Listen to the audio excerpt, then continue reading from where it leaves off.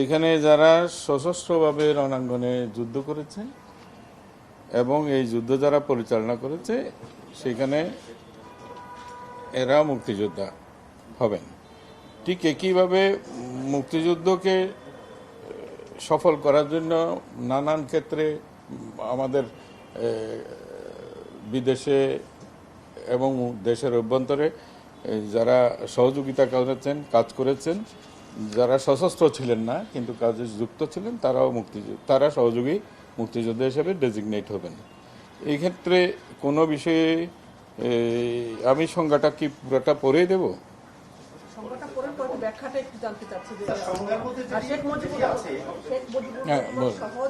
হ্যাঁ, এটা হচ্ছে এটা সঠিক নয়। সঠিক নয় এই অর্থে যে এখানে সুস্পষ্টভাবে লেখা আছে যে প্রবাসী বাংলাদেশ সরকার, মুজিবনগর সরকার, যেটা মুজিবনগর সরকার লেখা আছে, মুজিবনগর সরকার ও উক্ত সরকার কর্তৃক স্বীকৃত অন্যান্য বাহিনী তারা সবাই মুক্তিযোদ্ধা হবেন। তার মানে মুজিবনগর সরকার ইটসেলফ এবং তার দ্বারাই স্বীকৃত অন্যান্য সকল বাহিনী যারা সশস্ত্রভাবে যুদ্ধ করেছে তারা সবাই মুক্তিযোদ্ধা হবেন। এটাই। তাহলে মুজিবনগর সরকারের মধ্যে কে ছিলেন? শেখ মুজিবুর রহমান ছিলেন, সৈয়দ নজরুল ইসলাম সাহেব ছিলেন, তাজউদ্দিন সাহেব ছিলেন, মনসুর আলী সাহেব ছিলেন, কামরুজ্জামান সাহেব ছিলেন, খন্দকার মুস্তাক সাহেব ছিলেন।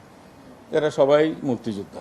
মুক্তিযোদ্ধার সংজ্ঞা যেখানে পরিবর্তন করেছে সেখানে নাকি একটু সাংঘর্ষিক হয়ে গেছে। সরাসরি যারা যুদ্ধ করেছে, যুদ্ধে অংশগ্রহণ করেছে, এই যুদ্ধটা এই সরকারটা পরিচালনা করেছে। এই সরকারের লেজিটিমেসির বাইরে কাউকে স্বীকৃতি দেওয়া হয় নাই। এই সরকারটাই তখন ছিল বাংলাদেশের স্বীকৃত সরকার, যেটা প্রবাসী সরকার।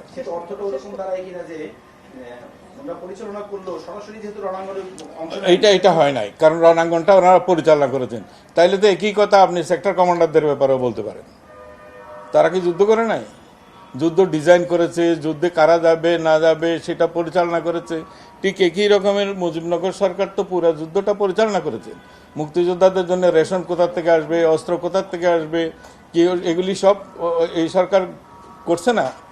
তো ফলে এইটা তো ঐতিহাসিক সত্য যে এই সরকার পুরো যুদ্ধটা পরিচালনা করেছে। তো এটা কেমন করে ইতিহাস পরিবর্তন করা যায়? এটা একটা মিসলিডিং হয়েছে নিউজ। এটা আমার মনে হচ্ছে যেন এটা সত্য হয় নাই। আমরা তো এখানে সুস্পষ্টভাবেই বলা আছে।